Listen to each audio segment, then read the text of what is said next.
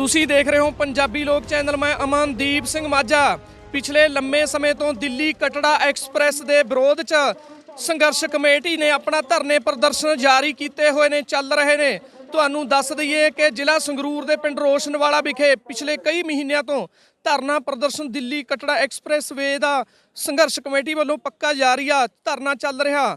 ਸੋ ਅਸੀਂ ਖੜੇ ਅੱਜ ਪਟਿਆਲੇ 'ਚ, ਪਟਿਆਲੇ ਦੇ ਪਛਿਆਣਾ ਪੁਲਿਸ ਚੌਂਕੀ ਆ ਇੱਥੇ। ਇਹ ਰੋਡ ਤੁਹਾਨੂੰ ਜਾਣਕਾਰੀ ਦੇ ਦਈਏ ਕਿ ਪਟਿਆਲੇ ਤੋਂ ਸੰਗਰੂਰ ਨੂੰ ਅਤੇ ਪਟਿਆਲੇ ਤੋਂ ਸਮਾਣੇ ਨੂੰ ਜੋੜਦਾ।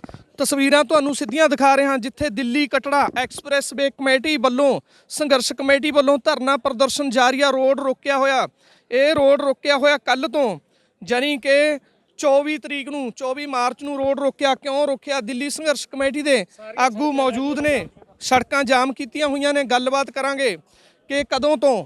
ਸਾਡੇ ਨਾਲ ਦਿੱਲੀ ਕਟੜਾ ਸੰਘਰਸ਼ ਕਮੇਟੀ ਜ਼ਿਲ੍ਹਾ ਪਟਿਆਲਾ ਦੇ ਪ੍ਰਧਾਨ ਮੌਜੂਦ ਨੇ। ਪ੍ਰਧਾਨ ਜੀ, ਇਹ ਤੁਸੀਂ ਰੋਡ ਕਿਵੇਂ, ਮਤਲਬ ਕਦੋਂ ਰੋਕਿਆ ਤੇ ਕਿਸ ਕਾਰਨ ਕਰਕੇ ਰੋਕਿਆ? ਅਸੀਂ ਜਿਹੜੀਆਂ ਪੰਜਾਬ ਦੇ ਵਿੱਚੋਂ ਭਾਰਤਮਾਲਾ ਪ੍ਰੋਜੈਕਟ ਦੇ ਤਹਿਤ ਸੜਕਾਂ ਬਣ ਰਹੀਆਂ ਨੇ ਟੋਟਲੀ ਜਿੰਨੀਆਂ, ਅਸੀਂ ਉਹਦਾ ਵਿਰੋਧ ਕਰ ਰਹੇ ਹਾਂ। ਵਿਰੋਧ ਤਾਂ ਕਰ ਰਹੇ ਹਾਂ ਕਿ ਜਿੰਨਾ ਚਿਰ ਤੱਕ ਸੈਂਟਰ ਸਰਕਾਰ ਜਿਹੜੀ 3 ਕਾਲੇ ਕਾਨੂੰਨ ਜਿਹੜੀ ਲੈ ਕੇ ਆਈ ਹੈ ਉਹ ਵਾਪਸ ਨਹੀਂ ਲੈਂਦੀ, ਉਹਨਾਂ ਚਿਰ ਤੱਕ ਅਸੀਂ ਇਹ ਜਿਹੜੀ ਜ਼ਮੀਨ ਆ ਉਹ ਸੈਂਟਰ ਸਰਕਾਰ ਨੂੰ ਨਹੀਂ ਦੇਣਾ ਚਾਹੁੰਦੇ। ਤੇ ਪੰਜਾਬ ਸਰਕਾਰ ਨੂੰ ਪਤਾ ਨਹੀਂ ਕਿਉਂ ਕਾਹਲੀ ਪਈ ਹੋਈ ਆ, ਉਹ ਦਿਨ ਰਾਤ ਆਪਣੇ ਪ੍ਰਸ਼ਾਸਨ ਅਧਿਕਾਰੀਆਂ ਨੂੰ ਆਪਣੇ ਆਰਡਰ ਕਰ ਰਹੀ ਆ ਕਿ ਇਹਨਾਂ ਦੇ ਅਵਾਰਡ ਜਿਹੜੇ ਉਹ ਫਟਾਫਟ ਸੁਣਾਓ ਤੇ ਜਿਹੜੀਆਂ ਸੜਕਾਂ ਜਿਹੜੀਆਂ ਹਾਈਵੇ ਨੇ ਇਹ ਬਣ। ਵੈਸੇ ਪ੍ਰਧਾਨ ਜੀ, ਵੈਸੇ ਧਰਨੇ ਪ੍ਰਦਰਸ਼ਨ ਤੁਹਾਡੇ ਪਹਿਲਾਂ ਵੀ ਚੱਲਦੇ ਨੇ। ਜ਼ਿਲ੍ਹਾ ਸੰਗਰੂਰ 'ਚ ਇੱਕ ਰੋਸ਼ਨਵਾਲੇ ਵਿਖੇ ਪ੍ਰਦਰਸ਼ਨ ਪੱਕਾ ਚੱਲ ਰਿਹਾ। ਕੱਲ ਤੁਹਾਡੀ ਕੀ ਪਲੈਨਿੰਗ ਸੀ? ਮਤਲਬ 24 ਮਾਰਚ ਨੂੰ ਜਦੋਂ ਤੁਸੀਂ ਇੱਥੇ ਪਹੁੰਚੇ, ਕਿੱਥੇ ਜਾਣ ਦੀ ਤੁਹਾਡੀ ਸਲਾਹ ਸੀ? ਪਟਿਆਲੇ 'ਚ ਕੋਈ ਧਰਨਾ ਪ੍ਰਦਰਸ਼ਨ ਕਰਨ ਦੀ ਸਲਾਹ ਸੀ? ਸਾਡੀ ਇੱਥੋਂ ਸਲਾਹ ਸੀ ਕਿ ਸਾਰੇ 11 ਜ਼ਿਲ੍ਹਿਆਂ ਦੇ ਕਿਸਾਨ ਇਕੱਠੇ ਹੋ ਕੇ, ਸਿਰਫ ਅਸੀਂ 10-10 ਹਰ ਇੱਕ ਜ਼ਿਲ੍ਹੇ 'ਚੋਂ ਕਿਸਾਨ ਬੁਲਾਏ ਸੀਗੇ ਤੇ ਇੱਕ ਟਰਾਲੀ ਉਹਨਾਂ ਦੀ।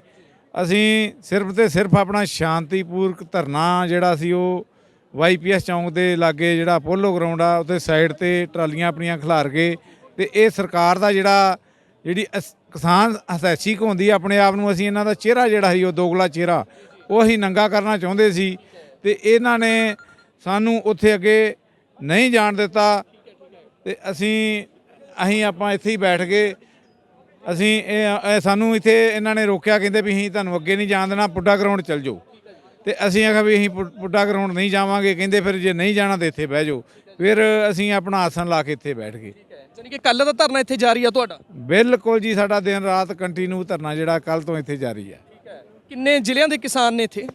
11 ਜ਼ਿਲ੍ਹਿਆਂ ਦੇ ਕਿਸਾਨ ਨੇ ਹੁਣ ਤੱਕ। ਅਸੀਂ ਸਿਰਫ ਤੇ ਸਿਰਫ ਜਿਹੜੀ ਆ ਸਰਕਾਰ ਨੇ ਇੱਕ ਕਾਲ ਦਿੱਤੀ ਹੋਈ ਆ ਜੀ COVID-19 ਵਾਲੀ, ਅਸੀਂ ਉਹਨੂੰ ਵੀ ਧਿਆਨ ਵਿੱਚ ਰੱਖਦੇ ਹੋਏ ਅਸੀਂ ਜ਼ਿਆਦਾ ਆਪਣਾ ਕਾਲ ਨਹੀਂ ਕੀਤੀ ਆਪਣੇ ਕਿਸਾਨਾਂ ਨੂੰ। ਸਿਰਫ 10-10 20 ਬੰਦੇ ਜਿਹੜੇ ਸਾਡੇ ਜ਼ਿਲ੍ਹੇ ਦੇ ਵਿੱਚੋਂ ਆਏ ਨੇ। ਸੋ ਦਿੱਲੀ ਕਟੜਾ ਐਕਸਪ੍ਰੈਸਵੇ ਦੇ ਵਿਰੁੱਧ 'ਚ ਸੰਘਰਸ਼ ਕਮੇਟੀ ਨੇ ਧਰਨੇ ਪ੍ਰਦਰਸ਼ਨ ਲਗਾਤਾਰ ਜਾਰੀ ਨੇ। ਤੁਹਾਨੂੰ ਜਾਣਕਾਰੀ ਦੇ ਦਈਏ ਕਿ ਪਟਿਆਲਾ 'ਚ YPS ਅੱਗੇ ਪ੍ਰਦਰਸ਼ਨ ਕਰਨਾ ਸੀ। ਦਿੱਲੀ ਕਟੜਾ ਐਕਸਪ੍ਰੈਸਵੇ ਦੀ ਕਮੇਟੀ ਜੋ ਬਣੀ ਹੋਈ ਆ ਉਹਨਾਂ ਦਾ ਕਹਿਣਾ, ਸੋ ਇੱਥੇ ਰੁਕੇ ਸੀ। ਸਾਡੇ ਨਾਲ ਜ਼ਿਲ੍ਹਾ ਸੰਗਰੂਰ ਤੋਂ ਡਿੰਕੀ ਜੇਜੀ ਜੀ ਮੌਜੂਦ ਨੇ। ਡਿੰਕੀ ਜੀ, ਇੱਥੇ ਮੌਜੂਦ ਹੋ ਤੁਸੀਂ, ਹੁਣ ਅਨਾਉਂਸ ਵੀ ਕਰ ਰਹੇ ਸੀ, ਕੀ ਪਲੈਨਿੰਗ ਆ ਹੁਣ ਤੁਹਾਡੀ? ਭਾਜੀ, ਅਸੀਂ 4 ਮਹੀਨਿਆਂ ਦੇ ਤਾਂ ਸੰਗਰੂਰ ਤੇ ਪਟਿਆਲੇ ਪਰਮਾਨੈਂਟ ਧਰਨਾ ਦੇ ਰਹੇ ਸੀਗੇ, ਬਹੁਤ ਸਬਰ ਨਾਲ, ਕੋਈ ਸੁਣਵਾਈ ਨਹੀਂ। ਉਸ ਤੋਂ ਬਾਅਦ ਅਸੀਂ YPS ਚੌਂਕ ਦੇ ਵਿੱਚ ਆ ਕੇ ਧਰਨਾ ਦਿੱਤਾ। ਮੈਂ ਤੁਹਾਨੂੰ ਥੋੜ੍ਹਾ ਜਿਹਾ ਵਿਸਤਾਰ 'ਚ ਹੀ ਦੱਸੂਗਾ। ਉੱਥੇ ਵੀ ਅਸੀਂ ਪਹਿਲਾਂ ਉੱਥੇ ਇਹਨਾਂ ਦਾ ਹੈਗਾ ਪੂਡਾ ਗਰਾਊਂਡ, ਉਹਦੇ 'ਚ ਬੈਠ ਕੇ ਤੇ ਅਸੀਂ ਪ੍ਰਸ਼ਾਸਨ ਨੂੰ ਦੱਸੀ ਗਏ ਤੇ ਪ੍ਰਸ਼ਾਸਨ ਤੇ ਜੂੰ ਨਹੀਂ ਸਰਕੀ। ਜਦ ਅਸੀਂ ਉਦੋਂ ਬਾਅਦ ਤੁਰ ਕੇ ਸਾਡੇ ਬਜ਼ੁਰਗਾਂ ਨਾਲ ਤੇ ਸਾਡੀਆਂ ਬੀਬੀਆਂ ਨਾਲ YPS ਚੌਂਕ ਤੱਕ ਪਹੁੰਚ ਗਏ ਤੇ ਫਿਰ ਪ੍ਰਸ਼ਾਸਨ ਨੇ ਸਾਡੀਆਂ ਇੱਕ ਐਵੇਂ ਜਿਵੇਂ ਬਿਨਾਂ ਸਿਰ ਪੈਰ ਦੀਆਂ ਮੀਟਿੰਗਾਂ ਜਿਹੀਆਂ ਰੱਖਦੀਆਂ ਤੇ ਅਸੀਂ ਉਹ ਵੀ ਗਏ ਸੁਣਨ ਗਏ। ਚਲੋ ਉਹ ਵੀ ਹੋ ਗਈਆਂ ਤੇ ਪ੍ਰਸ਼ਾਸਨ ਨੇ ਤਿਆਰੀ ਕਰ ਲਈ ਹੁਣ ਸਾਨੂੰ ਮਾਰਨ ਦੀ। ਅਸੀਂ ਇੱਥੇ ਆਉਣ ਤੋਂ ਪਹਿਲਾਂ 2 ਦਿਨ ਪਹਿਲਾਂ ਅਖਬਾਰ 'ਚ ਵੀ ਦਿੱਤੀ ਖਬਰ ਵੀ ਅਸੀਂ ਇੱਕ ਜ਼ਿਲ੍ਹੇ 'ਚੋਂ 10-10 ਬੰਦੇ ਆਵਾਂਗੇ, ਸਾਡੇ ਟੋਟਲ 11 ਜ਼ਿਲ੍ਹੇ ਤੇ 11 ਕਿਸਾਨ ਆਵਾਂਗੇ।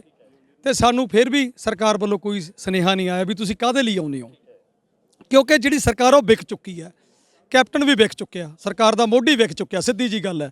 ਉਹ ਸਾਡੀਆਂ ਜ਼ਮੀਨਾਂ ਦੇ ਬਦਲੇ ਕੀ ਲੈ ਗਿਆ ਸਾਨੂੰ ਨਹੀਂ ਪਤਾ, ਪਰ ਉਹਨੇ ਪੰਜਾਬ ਇਸ ਵੇਲੇ ਵੇਚਤਾ। ਉਸ ਤੋਂ ਬਾਅਦ ਅਸੀਂ ਜਦੋਂ ਉੱਥੋਂ ਚੱਲ ਪਏ ਤੇ ਸਾਨੂੰ ਕਹਿੰਦੇ ਤੁਹਾਡੇ ਲਈ ਹੁਕਮ ਹੈ, ਤੁਸੀਂ ਇਦੋਂ ਅੱਗੇ ਨਹੀਂ ਜਾ ਸਕਦੇ। ਅਸੀਂ ਕਿਹਾ ਜੀ ਸਾਡਾ ਗੁਨਾਹ ਤਾਂ ਦੱਸ ਦਿਓ, ਅਸੀਂ ਤਾਂ 10 ਬੰਦੇ ਹਾਂ, ਅਸੀਂ ਕਰੋਨਾ ਦੀ ਵੀ ਪਾਲਣਾ ਕਰ ਰਹੇ ਹਾਂ, ਕਿਉਂ ਸਾਨੂੰ ਤੁਸੀਂ ਮਾਰਨ ਲੱਗੇ ਹੋ? ਤੇ ਕਹਿੰਦਾ ਸਾਨੂੰ ਜੋ ਤੋਂ ਹੁਕਮ ਅਸੀਂ ਉਹੀ ਕਰ ਸਕਦੇ ਤੇ ਤੁਸੀਂ ਇੱਥੇ ਬਹਿ ਸਕਦੇ ਹੋ, ਤੇ ਨਹੀਂ ਸਾਨੂੰ ਤੁਹਾਨੂੰ ਪੂਡਾ ਗਰਾਊਂਡ 'ਚ ਭੇਜ ਦਿੰਦੇ ਹਾਂ। ਮੈਂ ਕਿਹਾ ਤੇ ਸਾਡੇ ਤਾਂ ਉੱਥੇ ਕੂੜਾ ਸਿੱਟੀ ਜਾਣਗੇ ਲੋਕ ਰਾਤ ਨੂੰ ਸੁੱਤੇ ਪਿਆਂ ਦੇ, ਸਾਨੂੰ ਤੁਸੀਂ ਗਲਤ ਥਾਂ ਤੇ ਭੇਜ ਰਹੇ ਹੋ, ਅਸੀਂ ਉੱਥੇ ਨਹੀਂ ਜਾਣਾ। ਅਸੀਂ ਉਹ ਜਵਾਬ ਦੇ ਕੇ ਤੇ ਸਾਨੂੰ ਇੱਥੇ ਕੱਲ ਧੁੱਪੇ ਬਿਠਾਇਆ ਇਹਨਾਂ ਨੇ, 3 ਵਜੇ ਤੋਂ ਅਸੀਂ ਬੈਠੇ ਆ ਤੇ ਅੱਜ ਸਾਨੂੰ ਲੋੜ ਪਈ, ਅਸੀਂ ਛੱਤ ਤਾਂ ਪਵਾਤੀ ਉੱਤੇ, ਤਾਂ ਟੈਂਟ ਲਵਾਤਾ ਤੇ ਸਾਡੇ, ਮੈਨੂੰ ਪਤਾ ਸੀ ਸਾਡੇ ਕਿਸਾਨ ਜਿਹੜੇ ਪਿੱਛੇ ਜਿਹਨਾਂ ਨੂੰ ਰੋਕ ਕੇ ਆਏ ਸੀ ਉਹ ਰੋਕਣਗੇ ਨਹੀਂ ਤੇ ਅੱਜ ਆਉਣਗੇ ਜ਼ਰੂਰ, ਤੇ ਉਹ ਸਾਡੇ ਭਰਾ ਅੱਜ ਪਹੁੰਚ ਗਏ। ਪਰ ਹਜੇ ਵੀ ਅਸੀਂ ਬਹੁਤ ਮਿਹਨਤੀਆਂ ਕਰਦੇ ਹਾਂ ਕਿ ਹਜੇ, ਕਿਉਂਕਿ ਸਾਨੂੰ ਇਹ ਪਤਾ ਇੱਥੇ ਜੰਗ ਦਾ ਮੈਦਾਨ ਕੈਪਟਨ ਅਮਰਿੰਦਰ ਸਿੰਘ ਬਣਾ ਕੇ ਹਟੂਗਾ। ਅਸੀਂ ਕੱਲ ਦੇ ਬੈਠੇ ਆ, ਇੱਕ ਵੀ ਪ੍ਰਸ਼ਾਸਨ ਦਾ ਅਧਿਕਾਰੀ ਨਹੀਂ ਆਇਆ ਸਾਡੇ ਕੋਲ, ਕੋਈ ਮੰਗ ਪੱਤਰ ਨਹੀਂ ਲੈਣਾ, ਕੋਈ ਗੱਲਬਾਤ ਨਹੀਂ ਕੀਤੀ? ਕੋਈ ਨਹੀਂ ਆਇਆ, ਕਹਿੰਦਾ ਬੈਠੇ ਰਹੋ। ਅਸੀਂ ਉਹਨਾਂ ਨੂੰ ਦੱਸਤਾ ਵੀ ਅਸੀਂ 5 ਦਿਨ ਤੋਂ ਬਾਅਦ ਅਸੀਂ ਵੱਡਾ ਤੁਹਾਡੇ ਤੇ ਅਟੈਕ ਕਰਾਂਗੇ, ਫਿਰ ਅਸੀਂ ਅੰਦਰ ਵੜਾਂਗੇ ਤੇ ਫਿਰ ਅਸੀਂ ਜਿਹੜਾ ਹੈਗਾ ਜੋ ਹੋਊਗਾ ਸਾਨੂੰ ਨਹੀਂ ਪਤਾ। ਉਸ ਤੋਂ ਬਾਅਦ ਕੈਪਟਨ ਦੇ ਹੁਕਮ ਤੇ ਵਿਸ਼ਵਜੀਤ ਖੰਨੇ ਨੇ ਇੱਕ ਹੁਕਮ ਸੁਣਾਏ ਆ ਸਾਰੇ ਐਸਡੀਮਾਂ ਨੂੰ ਕਿ ਇਹਨਾਂ ਦੇ ਤੁਸੀਂ ਅਵਾਰਡ ਕਰ ਦਿਓ, ਜਿਹੜਾ ਕਿ ਮੈਨੂੰ ਸਵੇਰ ਤੋਂ ਮੈਸੇਜ ਆ ਰਹੇ ਆ। ਮੈਂ ਪਹਿਲਾਂ ਸਵੇਰੇ ਵੀ ਬੋਲਤਾ ਸੀਗਾ ਅਵਾਰਡ ਕਰ ਦਿਓ ਇਹਨਾਂ ਦੇ, ਤੇ ਇਹਨਾਂ ਨੂੰ ਫਿਰ ਬਾਅਦ ਚ ਕੋਟਾਂ 'ਚ ਫਿਰਦੇ ਰਹਿਣ ਦਿਓ। ਤੇ ਜੇ ਅਸੀਂ ਮਰਨਾ ਹੀ ਆ, ਫਿਰ ਅਸੀਂ ਹੁਣ ਤੈਅ ਕੀਤਾ, ਪ੍ਰਸ਼ਾਸਨ ਨੂੰ 1 ਘੰਟੇ ਦਾ ਸਮਾਂ ਦਿੱਤਾ, ਤੁਹਾਡੇ ਸਾਹਮਣੇ ਗੱਲ ਦੱਸ ਰਹੇ ਹਾਂ, ਤੇ ਸਾਡੇ ਕੋਲ 40 ਮਿੰਟ ਰਹਿ ਗਏ। 40 ਮਿੰਟ ਮੈਂ ਮਾਈਕ ਤੇ ਬੋਲਿਆ ਕਿ ਜਿਹੜਾ ਇੱਥੇ ਪ੍ਰਸ਼ਾਸਨ ਦਾ ਜ਼ਿੰਮੇਵਾਰ ਬੰਦਾ ਹੈ, ਸ਼ਾਇਦ ਤੁਹਾਡੇ ਕੋਲ ਰਿਕਾਰਡਿੰਗ ਵੀ ਹੋਵੇ, ਤੁਸੀਂ ਸੁਣ ਲਿਓ, ਤੇ ਉਹ ਸਾਡੇ ਨਾਲ ਆ ਕੇ ਗੱਲ ਕਰ ਲੇ ਤੇ ਸਾਡਾ ਸੁਨੇਹਾ ਪਹੁੰਚਾ ਦੇ, ਤੇ ਜੇ ਉਹ ਨਾ ਬੰਦ ਕੀਤਾ ਤੇ ਸਾਨੂੰ ਅਵਾਰਡ ਦਾ ਪਤਾ ਲੱਗ ਗਿਆ, ਫਿਰ ਸਾਡਾ ਜਿਹੜਾ ਸਬਰ ਆ ਉਹ ਟੁੱਟ ਜੂਗਾ। ਯਾਨੀ ਕਿ ਹੁਣ ਤੋਂ 40 ਮਿੰਟ ਬਾਅਦ ਤੁਸੀਂ ਇੱਥੋਂ ਚੱਲੋਗੇ, ਅੱਗੇ ਨੂੰ ਵਧੋਗੇ?